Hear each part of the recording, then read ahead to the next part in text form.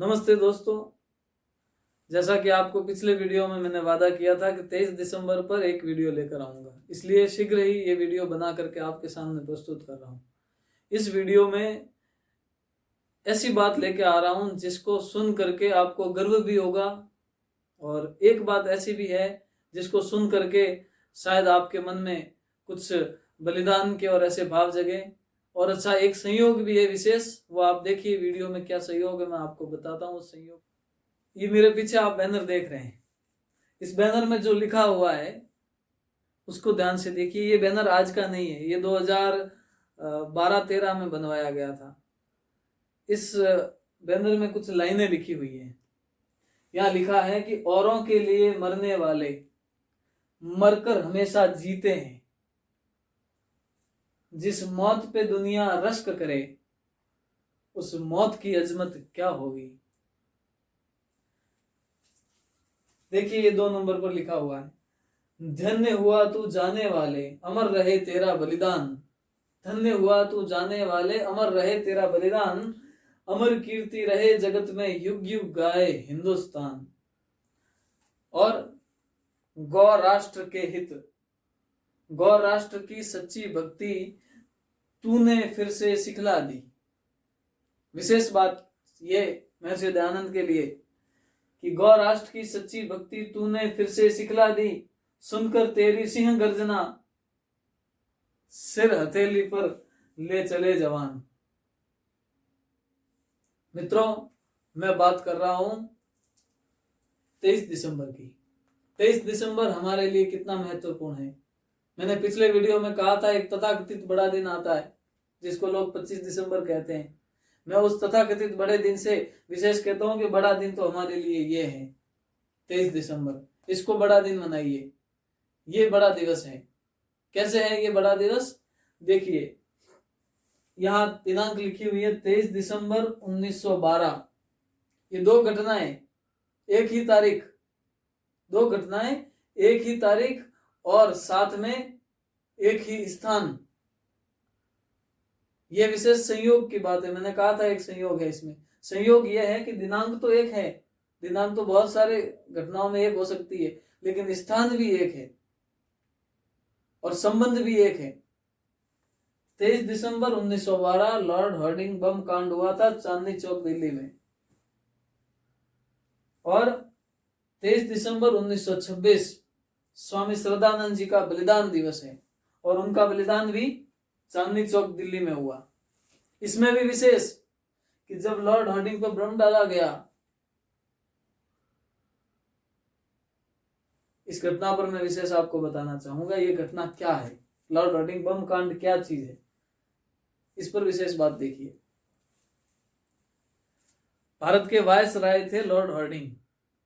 उन्होंने ये घोषणा की कि दिल्ली के अंदर एक बहुत बड़ा जुलूस निकाला जाएगा, जिसके अंदर पूरी दुनिया को यह दिखाया जाए कि भारत में इतना विशाल जुलूस अंग्रेजों के द्वारा निकाला गया है, जिसमें लॉर्ड हार्डिंग हाथी पर बैठेंगे और दुनिया को यह संदेश देंगे कि हमारी जो ब्रिटेन की महारानी है उसका एक छत्र शासन भारत पर स्थापित हो चुका है, और अब इस भारत के अंदर जो कि अंग्रेजों का उपनिवेश बन चुका है, यहाँ पर हमारा विरोध करने वाला कोई नहीं है। यहाँ की जनता हमको चाहने लगी है और वहां लाइन में लग करके तालियां बजा रही है और हमको देख करके उत्साह मग्न है। ये दर्शाने के लिए लॉर्ड हार्डिंग ने जुलूस का आयोजन किया, लेकिन भारत के क्रांतिकारियों को ये बात पसंद नहीं आई। उन्होंने कहा इसको जवाब दिया जाए, दुनिया को ये बताया जाए कि भारत की जनता अंग्रेजों के शासन को स्वीकार नहीं करेगी, ना करती थी, ना करती है और ना करेगी। इसका जिम्मा क्रांतिकारियों ने उठाया। आपको बता देते हैं, रास बिहारी बोस क्रांतिकारियों के गुरु के समान थे। हम बहुत सारे क्रांतिकारियों के नाम जानते हैं, सुभाष चंद्र बोस, भगत सिंह, नेताजी सुभाष चंद्र बोस। ये समस्त क्रांतिकारी जो थे रास बिहारी बोस से मंत्रणा करके अपना कार्य करते थे। उस रास बिहारी बोस ने बम के द्वारा लॉर्ड हार्डिंग को मारने की योजना बनाई कि हम बम डालेंगे अंग्रेजी सत्ता का विरोध करेंगे और उस वायसराय की हत्या कर देंगे। इसलिए इसका कार्य का जिम्मा किसको सौंपा जाए, कौन सा ऐसा क्रांतिकारी हो जो ये काम करेगा। इसके लिए 3 लोगों को चुना गया, जिसमें से 2 के चित्र यहां लगे हुए, एक का नहीं है, वो है बसंत कुमार विश्वास। बसंत कुमार विश्वास, जोरावर सिंह बारठ और प्रताप सिंह बारठ, इन तीनों के जिम्मे ये काम दिया गया। प्रताप सिंह बारठ का कद कम था, परंतु इनका निशाना अचूक था। निशाना अचूक होने के साथ ही इनकी विशेषता यह थी कि अपने कार्य में कुशलता को प्राप्त थे और बुद्धि का चातुर्य विशेष था इनके पास में। इसलिए इस छोटे से बालक को इसके लिए चुना गया और साथ में इनके चाचा जोरावर सिंह जी बारठ साथ में थे, बसंत कुमार विश्वास साथ में थे।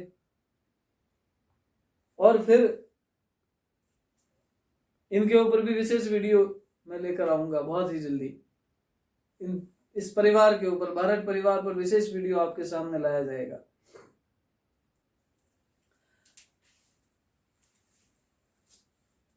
इनको एक जिम्मेदारी दी गई, इन्होंने जंगल में जाकर के निशाना लगाने का अभ्यास किया। जिस समय लॉर्ड हार्डिंग का जुलूस चांदनी चौक से गुजर रहा था, चांदनी चौक के वहां पर पंजाब नेशनल बैंक की बालकनी में, झरोखे के अंदर, जहां से सभी महिलाएं उस जुलूस को देखने के लिए खड़ी थी, वहां महिलाओं के साथ में बीच में खड़े हो गए बम लेकर के। और जैसे ही लॉर्ड हार्डिंग का जुलूस वहां से गुजर रहा था, उसका हाथी सामने आया, जोरावर सिंह ने अपने चोले में से बम निकाला और हाथी के ऊपर फेंक दिया। परंतु संयोग, पास में भीड़ थी, उनके हाथ को थोड़ा सा धक्का लगा, जिससे उनका निशाना जरा सा चूक गया। वो बम लॉर्ड हार्डिंग के स्थान पर उस हाथी के ऊपर जो पीछे बैठा हुआ छाताधारी था, जो छाता लेकर बैठा था, महावीर सिंह नाम था शायद, उसके ऊपर गिर गया। तो वो छत्र पकड़ने वाला व्यक्ति तो उस बम के साथ मर ही गया। लॉर्ड हार्डिंग अपनी पत्नी सहित उस हाथी के ऊपर से नीचे गिर के घायल हो गया। इन वीरों में से बाद में प्रताप सिंह जी को, इनकी जीवनी पर हम विशेष वीडियो लाएंगे, किस प्रकार से इनको यातनाएं दी गई, बरेली जेल के अंदर रखा गया और यातनाएं सहते हुए जेल के अंदर ही इन्होंने अपना शरीर छोड़ दिया। जोरावर सिंह बारठ, राजस्थान के चंद्रशेखर आजाद कह सकते हैं इनको। अंग्रेज मर खप गए, लेकिन जोरावर सिंह बारठ को पकड़ नहीं पाए। तो ये विशेष था। और दिसंबर 1926 स्वामी श्रद्धानंद जी, जो ये 14 वर्ष बाद की घटना है, इस घटना के 14 वर्ष बाद की घटना है। स्वामी श्रद्धानंद जी पंजाब नेशनल बैंक चांदनी चौक के सामने वाले भवन में रहते थे, बीमार अवस्था में थे और सो रहे थे। वहां पर अब्दुल रशीद नाम का एक व्यक्ति आया। स्वामी श्रद्धानंद जी कौन थे, क्या थे, इस पर हम वीडियो लेकर आएंगे आपके सामने, जिसमें आपको पता चलेगा कि इस प्रकार के सन्यासी भी हमारे देश के अंदर हुए हैं, जिनके कारण आज हम यहाँ पर आपके सामने वार्तालाप कर रहे हैं, क्योंकि इनका कार्य बहुत विशेष रहा है। हम लोग उसको भूल चुके हैं, उसको याद रखना जरूरी है। बहुत कम लोग जानते हैं कि स्वामी श्रद्धानंद कैसे व्यक्तित्व के धनी थे। स्वामी श्रद्धानंद जी से मिलने के लिए अब्दुल रशीद नाम का व्यक्ति आया। उन्होंने कहा कि मैं आपसे कुछ मंत्रणा करना चाहता हूँ। स्वामी श्रद्धानंद जी बीमार अवस्था में लेटे हुए थे। उन्होंने कहा, भाई मेरी तबीयत ठीक नहीं है, स्वास्थ्य ठीक हो तब आना, तेरा स्वागत है। उसने कहा ठीक है स्वामी जी, बाद में आऊंगा। फिर उनका जो साथ में साथी था, स्वामी श्रद्धानंद जी का जो सेवक था, उसको कहा कि थोड़ा पानी मिलेगा क्या। अब घर में कोई व्यक्ति आए और पानी मांगे तो उसको पानी नहीं दे, ये भी ठीक नहीं।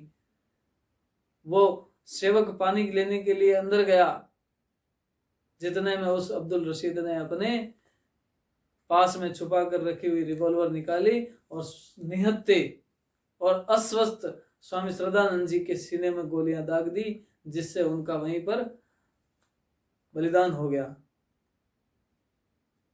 अब्दुल रशीद पकड़ा गया, लेकिन हमारे देश के अहिंसावादी महात्मा कहे जाने वाले व्यक्ति ने कहा कि अब्दुल रशीद तो मेरे भाई जैसा है, जिसको महात्मा की उपाधि स्वामी श्रद्धानंद ने दी थी। तो मित्रों, ये 23 दिसंबर हमारे लिए बहुत महत्वपूर्ण है।